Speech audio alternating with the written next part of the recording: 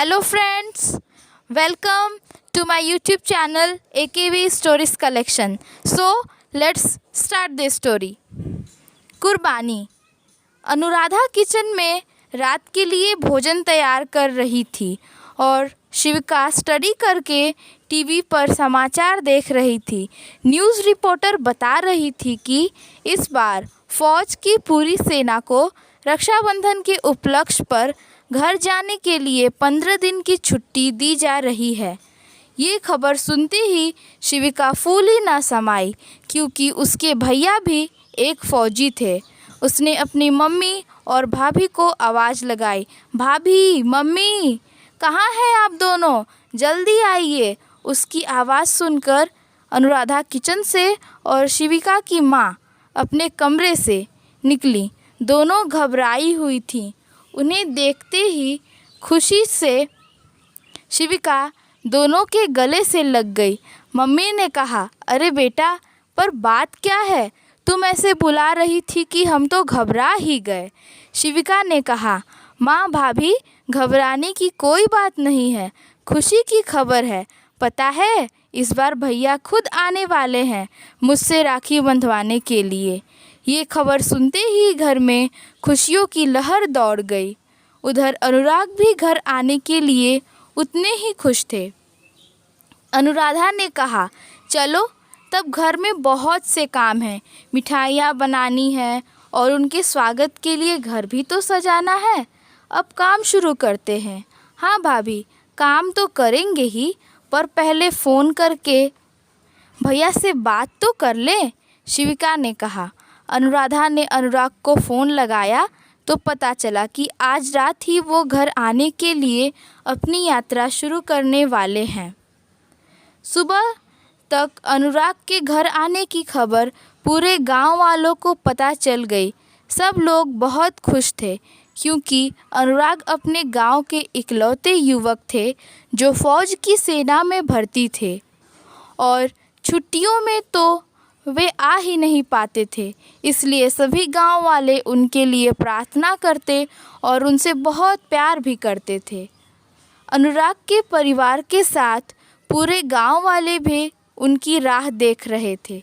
अनुराधा, शिविका और माँ ने मिलकर खूब सारी मिठाइयाँ बनाई और शिविका ने भैया के लिए अपने हाथों से राखी भी बनाई। आखिर वो दिन आ ही गया। अनुराग घर आ गए।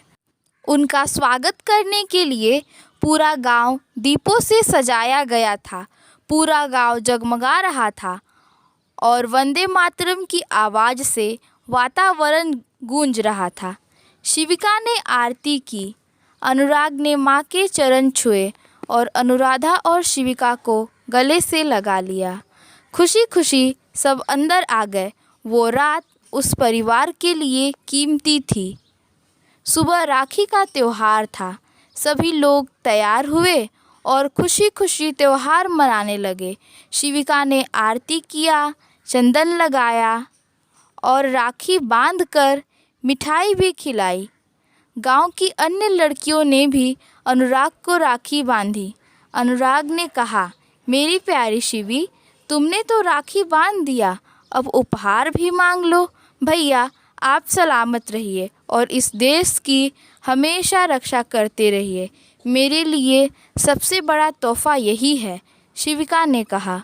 अनुराधा बोली, चलो, लंच तैयार है, पहले खाना खा लो। सभी लंच करने के लिए चले गए। अभी खाना ख़त्म भी नहीं हुआ था कि अनुराग के मोबाइल की रिंग बजी। फ़ोन रिसीव किया तो कमांडर का फ़ोन था। उन्होंने कहा, जय हिंद सर। दूसरे तरफ से आवाज़ आई, जय हिंद। देश के लिए एक बुरी खबर है। पड़ोसी मुल्क पाकिस्तान ने भारत पर आक्रमण कर दिया है। फ़ौरन तुम्हें जंग के लिए आना पड़ेगा। अनुराग ने कहा, जी सर, जय हिंद। अनुराग ने जब सबको ये बात बताई तो उनके हंसते मुस्कुराते परिवार पर दुखों का पहाड़ टूट गया। अनुराग जाने की तैयारी करने लगे। अनुराधा ने रोते हुए कहा, मत जाओ ना अनुराग, यदि उस लड़ाई में तुम्हें कुछ हो गया तो? यदि तुम इस तरह से हिम्मत हारोगी तो माँ और शिवी को कौन संभालेगा? और वैसे भी मुझे कुछ नहीं होगा, जीत कर फिर आऊँगा। और वैसे भी देश के लिए तो सब कुर्बान है, ये जान भी, अनुराग बोले। शाम को सेना की एक टुकड़ी अनुराग को लेने उनके घर पहुंच गई। अनुराग ने माँ का पैर छूकर आशीर्वाद लिया तो उन्होंने कहा, जा बेटा, मेरा आशीर्वाद तेरे साथ है, दुश्मन को हरा कर ही लौटना। शिविका ने कहा, भैया, इस राखी का फ़र्ज़ ज़रूर अदा करना और देश की सभी बहनों की रक्षा करना। जाते वक्त अनुराधा ने आरती की और नम आँखों से उन्हें विजय तिलक लगाया। अनुराग ने फिर सबसे मिलने का वादा किया और चल दिए। इधर अनुराधा, माँ और शिविका दिन रात अनुराग के लिए दुआएं करती रहती। अनुराधा उनके सलामती के लिए तरह तरह के पूजा व्रत करती। उधर युद्ध स्थल पर भारत की सेना जोश के साथ दुश्मनों को मिट्टी में मिला रही थी। हार देखते हुए शत्रु सेना ने अनुराग पर पीछे से वार कर दिया। उन्हें बहुत तकलीफ़ हो रही थी, पर उन्होंने हार नहीं माना। शत्रु की आधी सेना को अकेले ही उन्होंने मिट्टी में मिला दिया और आधे अपने आप लड़ाई का मैदान छोड़कर भाग गए।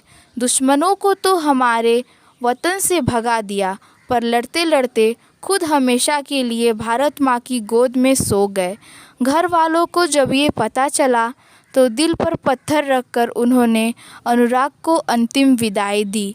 वो जीत तो गए, दुश्मनों को हरा तो दिया, पर इस जीत की जश्न को वे मना ना सके। हम अपने घरों में सुकून से सोते हैं, क्योंकि गर्मी हो या सर्दी, बरसात हो या भयंकर तूफान, वे हमारी सुरक्षा के लिए हमेशा तैयार रहते हैं। वो लहू जिसे हमारी रक्षा के लिए वो पानी की तरह बहा देते हैं, उनके लहू के कतरे कतरे को सलाम।